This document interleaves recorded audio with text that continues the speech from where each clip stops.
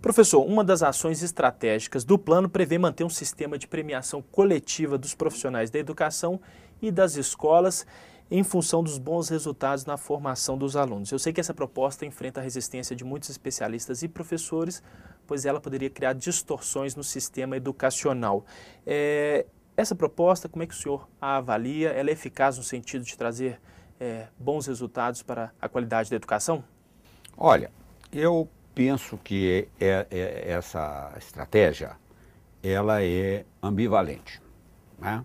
Primeiro, deve-se louvar o fato de não terem se falado em premiação individual, falando em premiação coletiva. Agora, a premiação coletiva, como é que ela vai se confrontar com relação aos insumos, à qualidade de cada escola? Porque uma escola pode ter determinados insumos que outra não tem. O próprio plano reconhece, por exemplo, que há regiões de Minas Gerais que precisam ter um aporte para diminuir a disparidade intrarregional.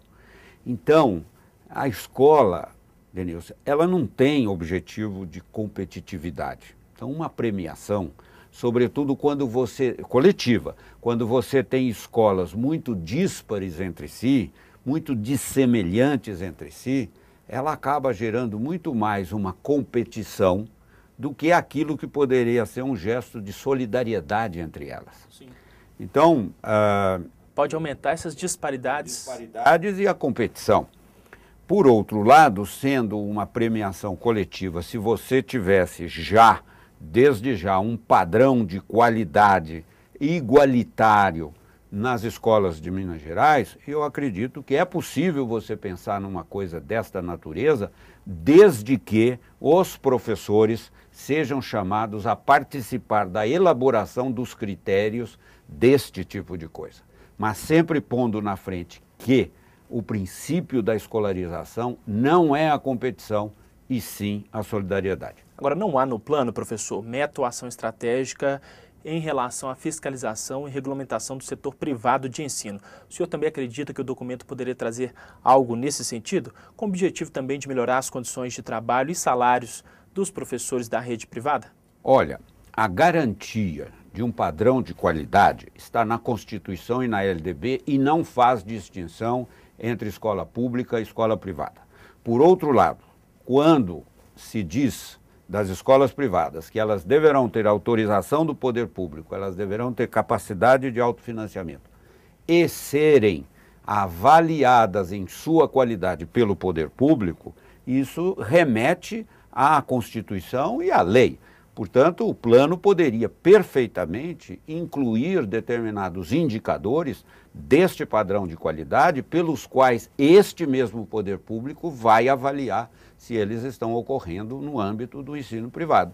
Mas quais indicadores poderiam ser esses, professor, em termos de melhoria das condições de trabalho dos professores na rede privada de ensino? Olha, na nossa tradição republicana, esta avaliação de qualidade ela sempre foi feita minimamente em relação a 3 aspectos.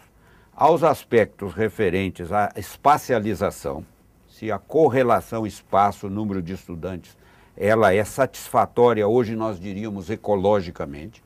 O segundo elemento é com relação à capacitação dos professores, dos docentes, para assumirem o ensino-aprendizagem.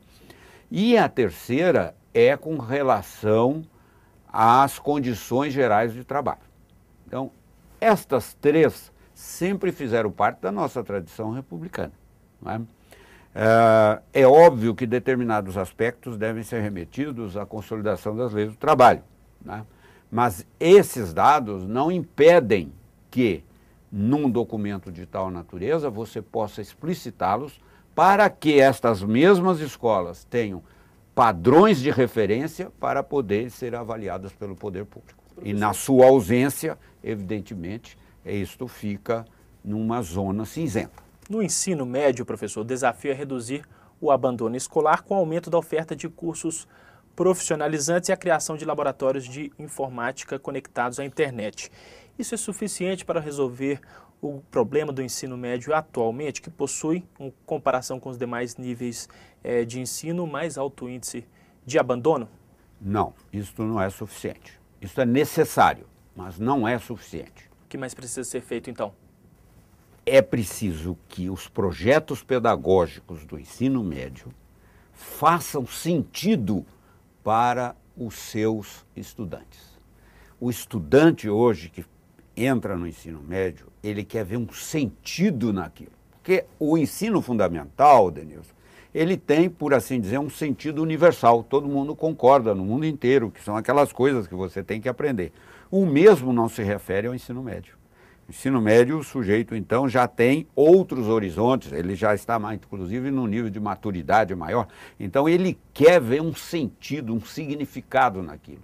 E quando o projeto pedagógico é um projeto pedagógico genérico, desidratado e tal, aquilo não diz nada para ele. E, sobretudo, quando este ensino médio não vem para a maior parte dos nossos estudantes acompanhado de uma educação profissional da rede pública. Certo. O professor Carlos Roberto Jamil Cury, gostaria de agradecê-lo por mais uma vez ter aceito o nosso convite para participar aqui do nosso programa. É um prazer e quero dizer aos professores, quero dizer aos pais dos estudantes, tomem esse plano, procurem lê-lo e cobrá-lo para acompanhar o seu itinerário e daqui 2 anos poder fazer uma análise crítica do que ocorreu, do que não ocorreu e do que deve ser modificado.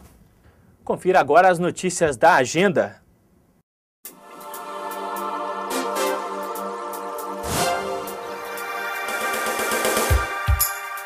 No dia 16 de março, os professores da rede particular de ensino de Belo Horizonte paralisam as atividades. Às 9 horas, haverá uma assembleia no Hotel Bristol, na Rua Tamoios, 341, Centro. Os professores estão em campanha por melhores condições de trabalho e salário. Confira agora o Simpra em Movimento.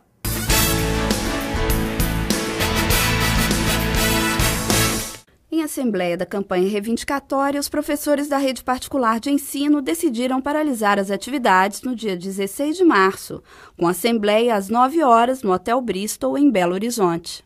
As escolas não tiveram, nesse último período, um momento tão favorável não só a dar as condições melhores de trabalho aos professores, de valorizar a nossa profissão, mas principalmente de dar as condições e um reajuste real de salário. Então, nós temos dados, por exemplo, que 97% das categorias que realizaram campanhas salariais no último período obtiveram reajuste real. Então, nós achamos que a escola precisa repensar esse modelo de desregulamentação da nossa profissão, de desvalorização da nossa profissão, porque cada dia mais essa situação vai colocando em risco a qualidade da educação praticada nas escolas privadas. A categoria está sobrecarregada de trabalho. Há hoje nas escolas uma cobrança muito grande, há um problema que os pais não sabem, a sociedade não sabe, que são salas lotadas de alunos, e isso tudo traz, além do sobretrabalho, uma péssima qualidade para a educação. É importante que a gente tenha essa luta para valorizar a nossa profissão e ter realmente essa convicção de que a educação tem um papel prioritário na transformação dessa sociedade. É um momento de resgatar a profissão, sob pena dela desaparecer, criar-se um impasse de grande proporção.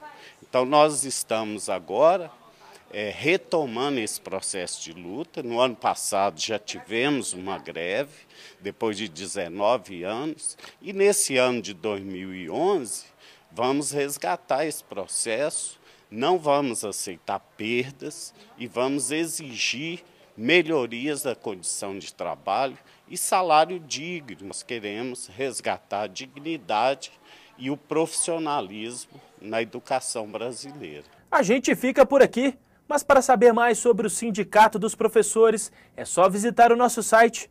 Sua participação é muito importante. Envie sugestões e críticas para o endereço extraclasse@simprominas.org.br. Um grande abraço e até a próxima semana.